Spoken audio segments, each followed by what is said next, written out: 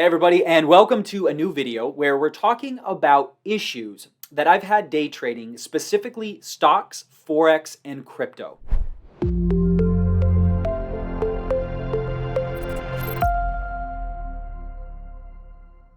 So a little while ago, I dropped a video where I just talked about why specifically I focus in on the futures market.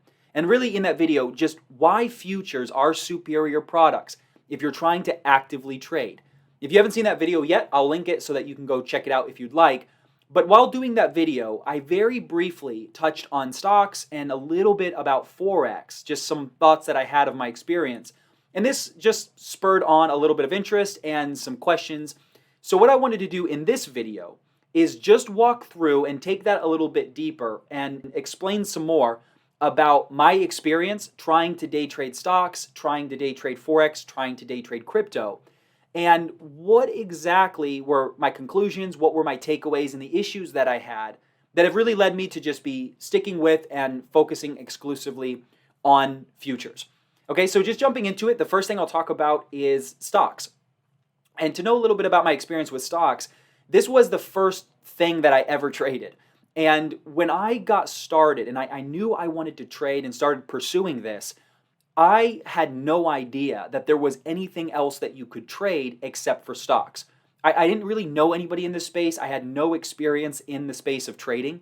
And so I came in just thinking everybody was trading stocks. And so that's where I started, and that's really where my focus was. Now, right out the gates, trying to get plugged in and to trade stocks, one of the big things that was slowing me down or hindering me was the pattern day trade rule. The idea that you have to have $25,000 in your account and you have to keep it in your account in order to actively trade.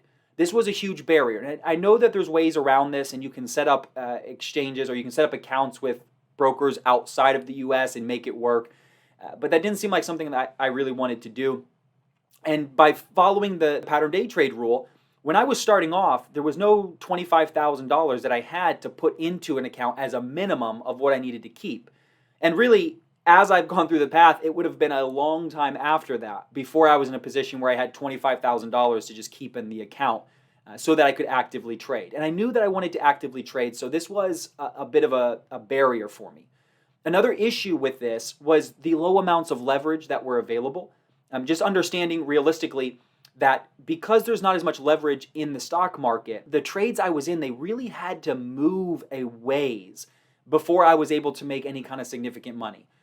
For the account size that I would have and what I was doing, getting in these trades and having to make those work so long and so well, it was something that wasn't working for me, and it was making it fairly difficult, where in other products, there was much better options for this. More leverage available so that your trades didn't have to work out as far.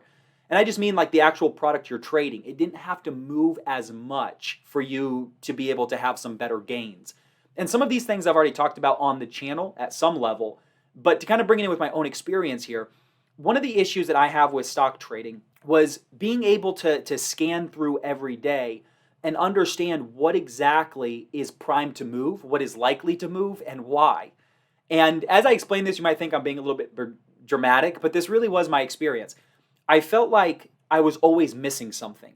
Even going through a process of scanning through stocks and understanding maybe what had a chance to have outsized volume for that day or what was poised to be moving that day, kind of being able to filter out some of these things and focus in on certain products, I always felt like there was something that I was missing. Like there's so much information out there that moves individual stocks and sectors of stocks.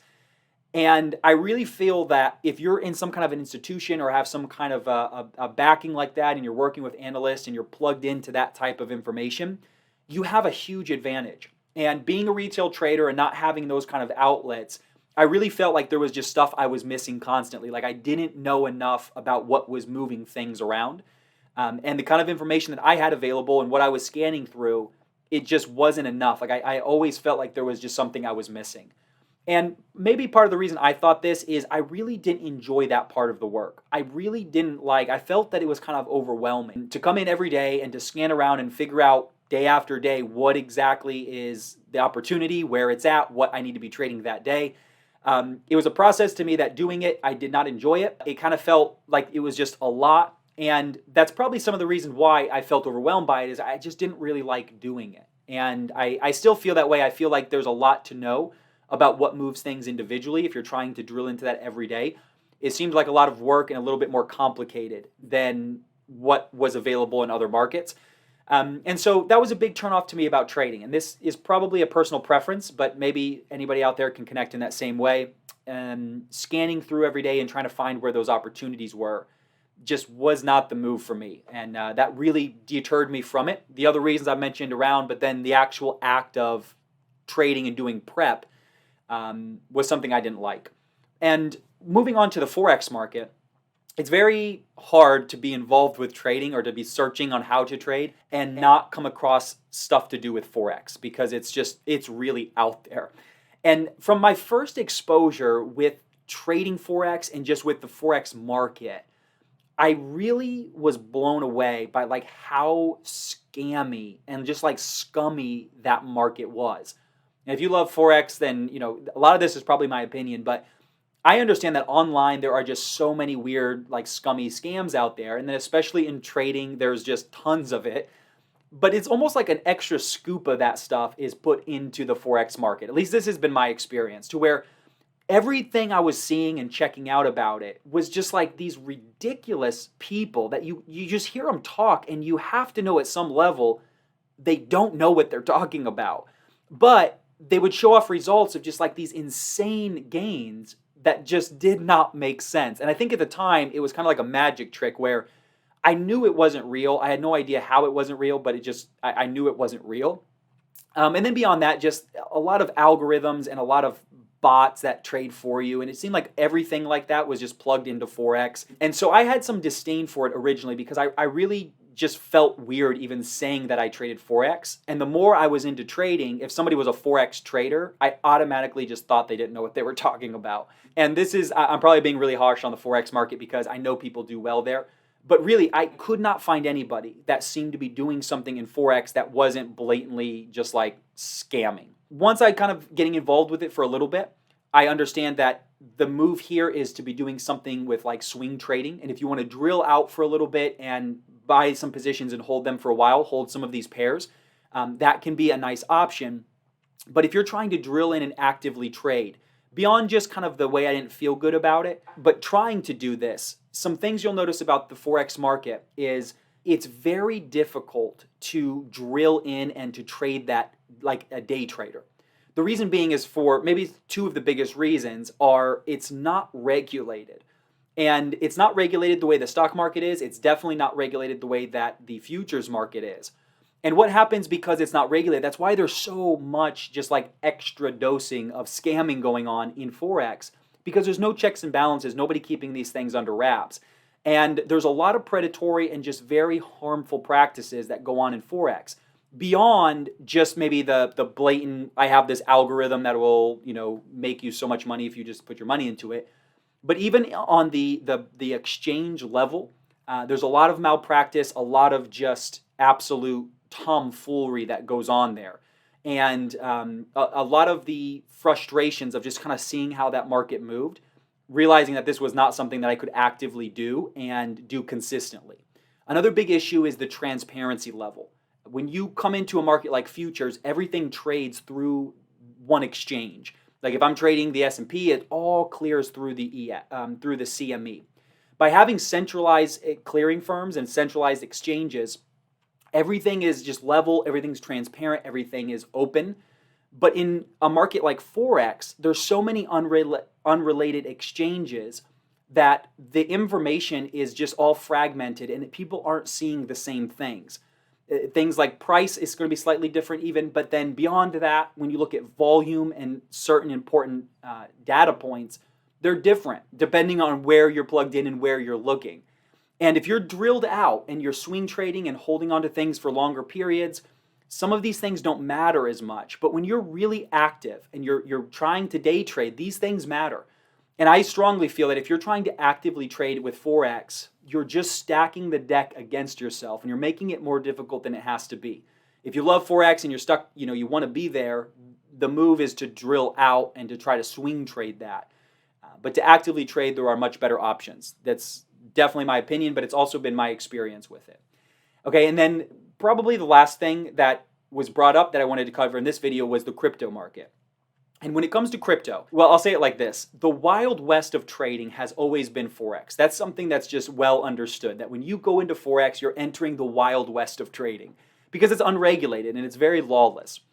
That was until we had crypto. Crypto kind of took some of these things to like a completely different level.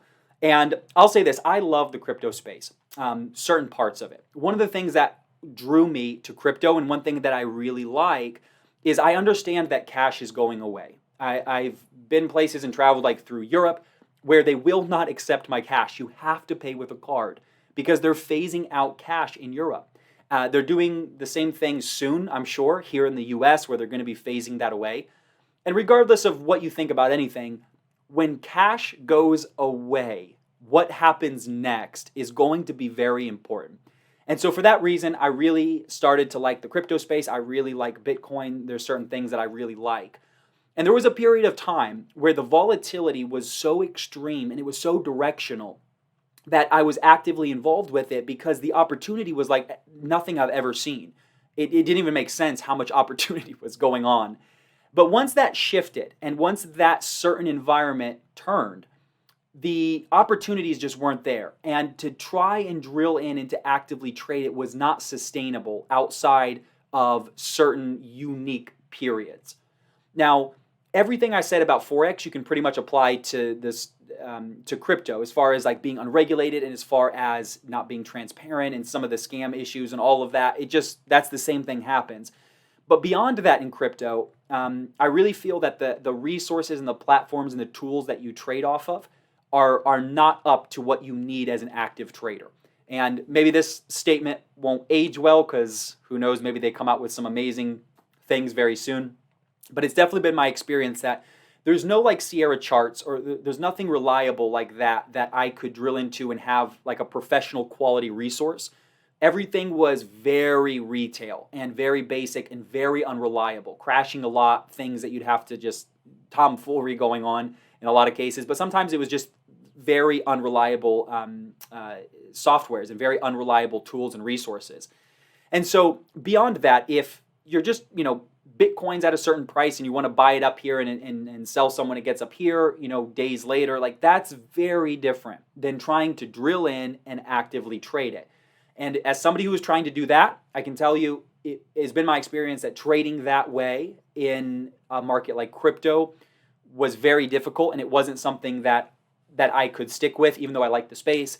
It wasn't something that was sustainable for me to just sit there and to actively trade it.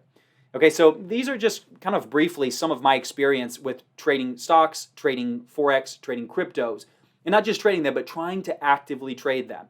And these are some of the conclusions that I've come away with, some of the issues that I have that have really just kept me focused on the futures market. And I said it in the beginning, but I've created a video that I've already had on the channel where I've talked specifically about why I trade futures. And really in that video, kind of the issues that I've addressed in this video, I basically explain like why futures has fixed those issues for me. And then that's one of the big things that I love about the futures market.